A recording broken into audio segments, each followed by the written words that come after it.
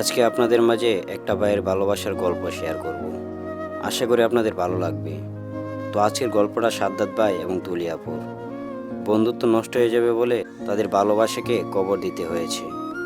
ভাইটা ইনবক্সে বলে, বন্ধুত্ব শেষ হয়ে যাবে বলে কোনোদিনও রাহাতকে বলতে পারিনি আমি তোমার বোনকে ভালোবাসি। রাহাত আর আমাদের বাসা পাশাপাশি হওয়ায় ছোটবেলা থেকেই তার সাথে আমার খুব ঘনিষ্ঠতা, একসাথে বেড়ে ওঠা। রাহাতের বাবা এলাকার সম্মানিত ব্যক্তিদের একজন। রাহাতের ছোট বোন তুলি, বয়সে রাহাতের 5 বছরের ছোট, দুরন্ত, ডানপিটে এবং খুব সুন্দরী বলা চলে। মেয়েটা তার চঞ্চলতা দিয়ে কখন যে আমার মনটা জয় করে নিয়েছে বুঝতেই পারিনি। অজান্তেই এই ভালোবাসাটা শুরু হয়েছিল একতরফাভাবে। কখনো মুখ ফুটে বলতে পারিনি তুলিকে ভালোবাসার কথা, বলার সাহসও সঞ্চয় করতে পারিনি। আচ্ছা, চাল নেই চুল নেই এমন ছেলেকে কেনই বা ভালোবাসবে?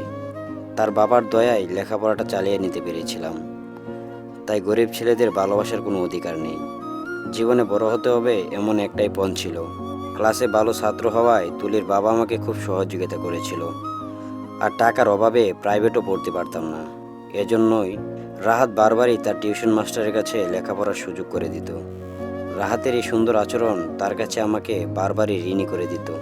পড়াশোনা করার জন্য ঢাকায় চলে আসার পরও রাহাত আমাকে ছেড়ে আসেনি। প্রতিটা কদমেই আমি যেন তার পাশে ছিলাম। বন্ধু হয়ে সেও ছিল আমার কাছে ছায়ার মতো। তাই দুজনেই ভালো ভার্সিটিতে পড়ার সুযোগ পেয়েছিলাম। হলেই থাকতাম দুজন। কখনো মনে হয় না রাহাত আমাকে ছেড়ে একবেলা খেয়েছে। পড়াশোনা চালিয়ে যাচ্ছিলাম। বন্ধুত্ব গভীর থেকে গভীর হতে লাগলো। গ্রামে যেতাম কয়েকদিন পর পর। গিয়ে তুলির মুখটা দেখতেই বুকের বাঁ পাশটায় কেমন জানি ব্যথা অনুভব হতো। মাঝে মাঝে ভাবতাম তুলিও কি আমায় ভালোবাসে। পরক্ষণে ভেবে উড়িয়ে দিতাম।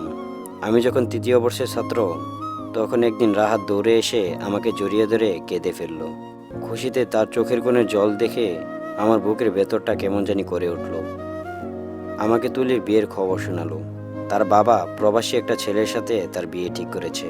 আমরা যেন দ্রুত গ্রামে যাই তার জন্যই খবর পাঠিয়েছে। সেদিন রাতেই আমরা গ্রামের উদ্দেশ্যে রওনা হই। বাসায় গিয়েই বিয়ের আয়োজনে হাত লাগালাম। নিজের ভালোবাসাকে চোখের পলকেই কবর দিয়ে দিই। তুলি ভালো থাকুক এই দোয়াই করি। ভালোবাসা কখনো কোনোদিন শেষ হয় না। রাহাত আর তার পরিবারের খুশিটা আমি খুব কাছ থেকে দেখেছি। এর মধ্যে তুলির সামনে যায়নি একবারও। ভয় হচ্ছিল যদি ভালোবাসা প্রবল সাহসী হয়ে ওঠে হারানোর ভয়ে। সময় গনিয়ে সেই মুহূর্ত আসলো। চোখের সামনে তুলিকে অন্যের হতে দেখব, কেন জানি সহ্য হচ্ছিল না। সবার চোখ ফাঁকি দিয়ে বাসায় চলে আসলাম। নিজের ঘরে বসে জুড়ে জুড়ে শ্বাস নিয়ে নিজেকে স্বাভাবিক করতে চেষ্টা করছিলাম। তখনই দেখলাম ওড়না পেঁচিয়ে তুলি আমার ঘরে এলো।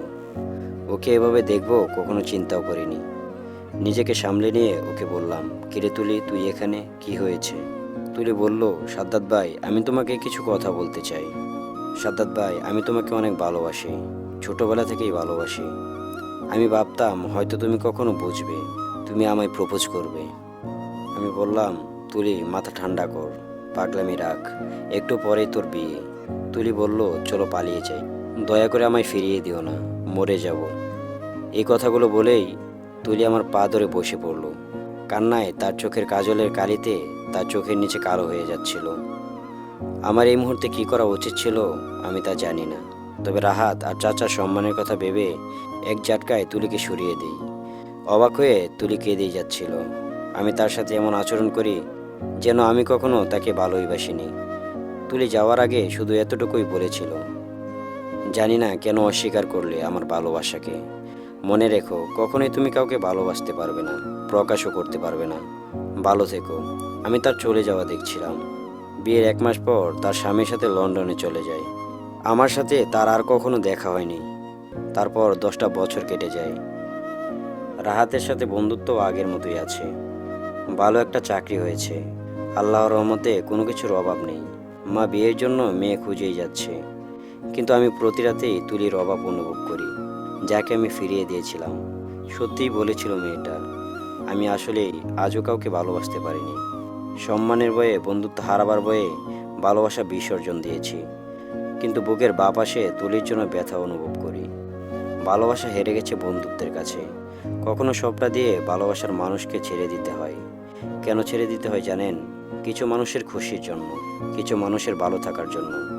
তাদের ভালোবাসাটা হয়তো হেরে গেছে, কিন্তু তাদের বন্ধুত্বের ভালোবাসাটা জিতে গেছে। জীবনটা অন্যদিকেও যেতে পারতো, কিন্তু হয়তো তাদের ভাগ্যে এটাই লেখা ছিল। তো সকলে ভালো থাকবেন, সুস্থ থাকবেন। ধন্যবাদ সবাইকে।